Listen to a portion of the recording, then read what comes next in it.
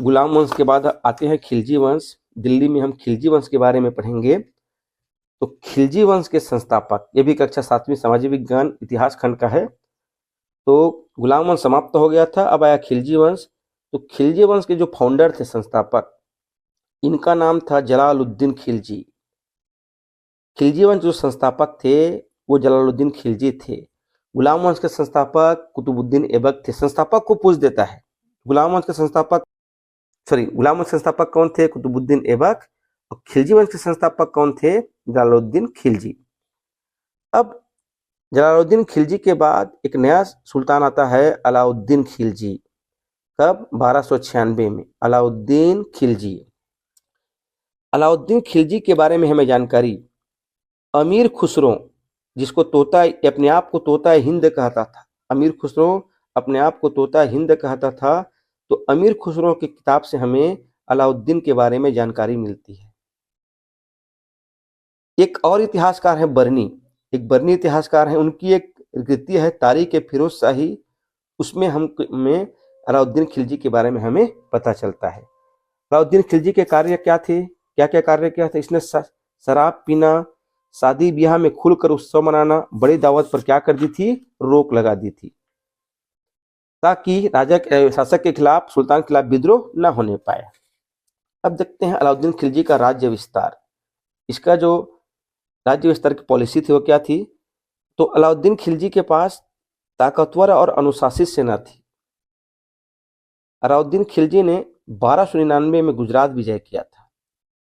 कब? 1299 पर गुजरात विजय, रणथंभौर, मालवा, चित्तौड़ पर विजय किया।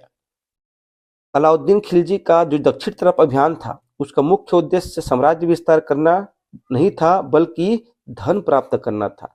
वह दक्षिण का अभियान उसका केवल और केवल धन प्राप्त करने के लिए दक्षिण अभियान करता था वो। ये एमपी है। लगान कितनी थी अलाउद्दीन खिलजी के समय? जो लगान की टैक्स था वो कितना था? तो उपज का 50%, मतलब उपज का आधा लगान था अलाउद्दीन खिलजी के समय। उपज का आधा, कितना लगान था? उपज का आधा। उसने छोटे छोटे कई करों को समाप्त कर दिया था, केवल 2 कर, भूमि कर और चराई कर को वसूलने का निश्चय किया। इसने अलाउद्दीन खिलजी ने। अब आते हैं अलाउद्दीन का सैनिक सुधार, आर्मी रिफॉर्मेशन कैसे किया था ये। तो सैनिक सुधार के लिए आप ये पढ़ते हैं। तो सबसे पहले अपने सैनिकों को कम कीमत में पर्याप्त सामान मिले, इसके लिए उसने विशेष प्रयास किया था। अपने सैनिकों को कम कीमत में पर्याप्त सामान मिले, विशेष प्रयास क्या किया था? सभी सामानों की कीमत तय कर दी थी, रेट को फिक्स कर दिया सभी सामानों का, और बाजार को नियत स्थान पर रखा, ताकि जो वैल्यू है, मूल्य है, वो कंट्रोल रह सके, मूल्य को नियंत्रित कर सके। तो अपने सैनिकों को कम कीमत में पर्याप्त सामान मिले, इसके लिए विशेष प्रयास किया। सभी सामानों को कीमत तय कर दी और बाजार को नियत स्थान पर रखा, ताकि मूल्य नियंत्रित हो सके। सैनिकों के चेहरों का ब्यौरा दर्ज करवाया। ये मोस्ट टाइम पे पूछता है, सैनिकों का चेहरा का जो ब्यौरा है उसको दर्ज करवाया। इसको कहते हैं हुलिया प्रथा। पूछता है हुलिया प्रथा किसके शासनकाल में हुई थी? तो अलाउद्दीन के शासनकाल में हुलिया प्रथा हुई थी। सिजदा और पैपोस अलाउद्दीन खिलजी के समय हुआ था। ये था हुलिया प्रथा, सैनिकों का चेहरा का ब्यौरा दर्ज करवाना, हुलिया प्रथा। घोड़ों को दागने की शुरुआत, घोड़ों को दागने की प्रथा की शुरुआत अलाउद्दीन खिलजी के समय हुई थी, ताकि उनकी क्या हो सके? पहचान हो सके। ये मोस्ट टाइम पी है सैनिक सुधार। और सबसे पहले बाजार को एक स्थान पर रखा, सभी सामानों की कीमत तय किया, सभी सामानों को कम प्राप्त मिले, इसके लिए विशेष प्रयास किया। सैनिकों का चेहरा का ब्यौरा दर्ज करवाया, हुलिया प्रथा, घोड़ों को दागने की प्रथा की शुरुआत की। इसकी उपलब्धि क्या है? जो मंगोलों के आक्रमण को रोक देना। अलाउद्दीन खिलजी के समय 6 बार मंगोल आक्रमण हुआ था। मंगोलों ने 6 बार आक्रमण किया था और ये मंगोलों के आक्रमण को रोक दिया था। मंगोल कौन थे? तो मंगोल मध्य एशिया से लूटपाट करने और साम्राज्य स्थापना के लिए बड़ी सेना लेकर भारत आए थे। अब आते हैं, इतना में खिलजी वंश समाप्त हो जाता है। अब आते हैं दिल्ली में आता है तुगलक वंश। तो तुगलक वंश के 2 के बारे में पढ़ेंगे। तुगलक वंश के संस्थापक थे गयासुद्दीन तुगलक, फाउंडर। अब देखिए, गुलाम वंश के कुतुबुद्दीन ऐबक, खिलजी वंश के जलालुद्दीन खिलजी और तुगलक वंश के फाउंडर संस्थापक कौन है? गयासुद्दीन तुगलक। ये 1320 में सुल्तान बना।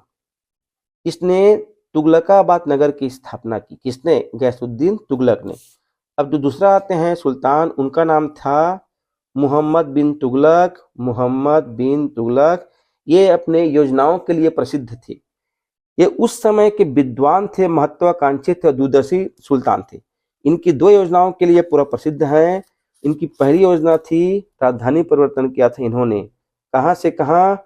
दिल्ली से दौलताबाद इन्होंने राजधानी परिवर्तन किया था। और दूसरी इनकी योजना थी, सिक्का चलाया था चांदी। ये देखिए ना, योजना को देखिए, इनकी सोच को देखिए। राजधानी परिवर्तन किया था, कहाँ से कहाँ ले गए थे? दिल्ली से दौलताबाद। दौलताबाद महाराष्ट्र में है, दक्षिण तरफ चले गए थे। और दूसरा इनका योजना था, सिक्का चलाया था इन्होंने।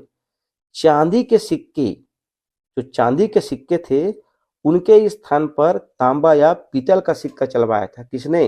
गयासुद्दीन तुगलक ने। इसके पहले कौन चलवाए थे? इल्तुतमिश, पढ़ चुके हैं। इल्तुतमिश ने 2 सिक्का चलाया था, टका और जीतल। उसके बाद मोहम्मद बिन तुगलक ने चांदी के सिक्के के स्थान पे तांबे का पीतल का सिक्का चलाया था। यह पूछता है, ये बहुत महत्वपूर्ण है। इसकी 2 योजनाएं हैं, राजधानी परिवर्तन और सिक्का चलाना। ठीक है, थैंक यू। आप पढ़ेंगे मुगल वंश।